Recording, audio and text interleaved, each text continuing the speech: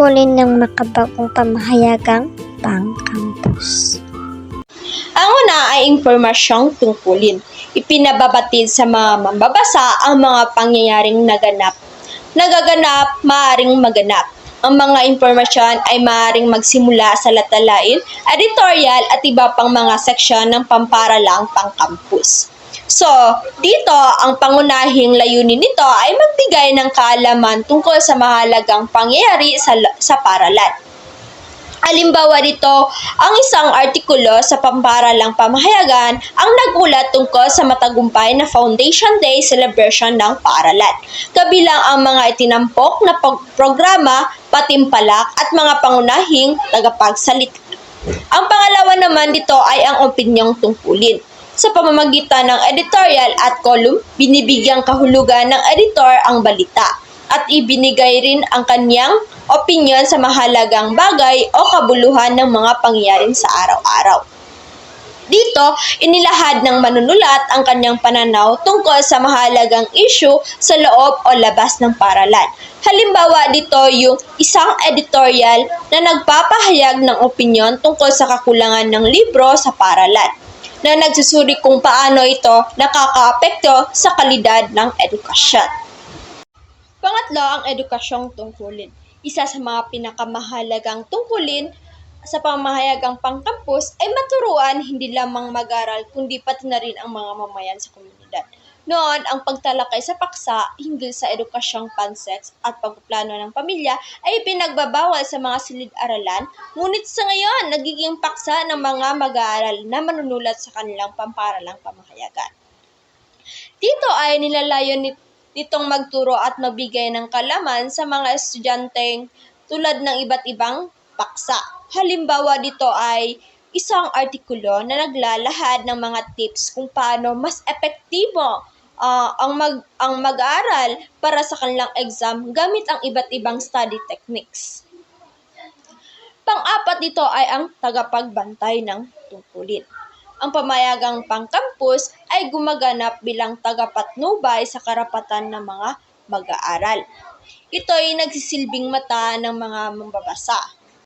Gamit ang pamayagan, binibigyang boses ang mga mag-aaral upang iparating ang kanilang hinaing o observation tungkol sa sistema ng paaralan. Halimbawa ay isang investigate report ang inilathala tungkol sa sirang ventilador sa silid-aralan na nagdudulot ng hindi komportableng pag-aaral para sa mga estudyante.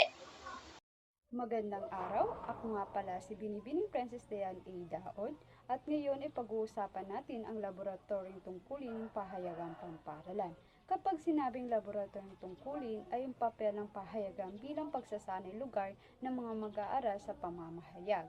Dito sila natutong magsulat ng mga balita, mag-edit ng mga balita at mag-ulat ng mga kaganapang pampaaralan. Halimbawa dito sa kanilang laboratoryong tungkulin, inuulat ng mga batang mamamahayag ang mga matagumpay na isinagawang cleanup drive sa buong paaralan.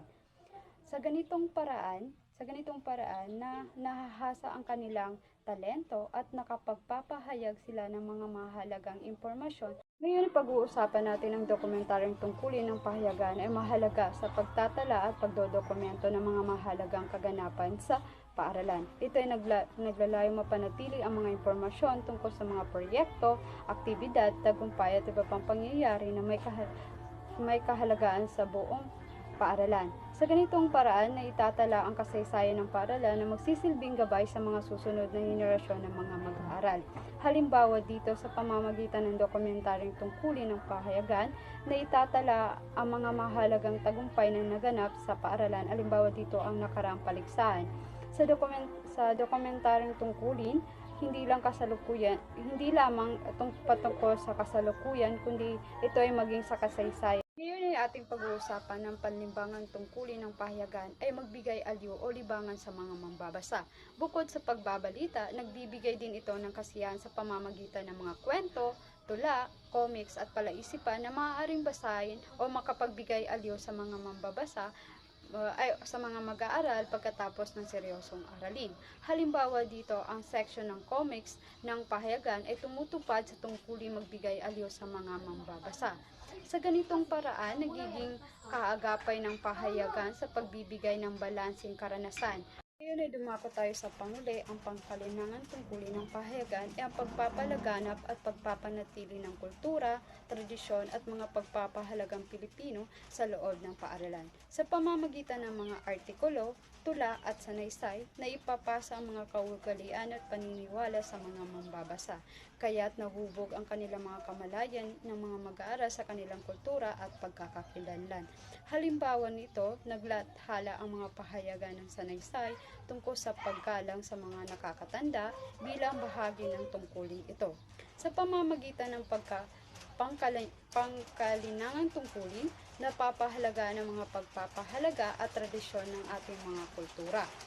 Sa kabuuan, ang pahayagang pangkampos ay hindi lamang limitado sa papel at tinta. Ito ay gumagamit ng iba't ibang digital na plataforma upang maipabot sa mas malawak na audience. Ang pahayagan ay may mas malawak at makabulong tungkulin sa mga mag-aaral at sa buong paaralan. Bukod sa pagbabalita, nagbibigay ito ng mga impormasyon, nagsusulong ng mga kultura at nagiging tulay ng komunikasyon sa loob ng paaralan. Sa pamamagitan ng makabagong teknolohiya, ang mga pahayagan ay nagiging mas interaktibo at mas pakipakinabang sa lahat.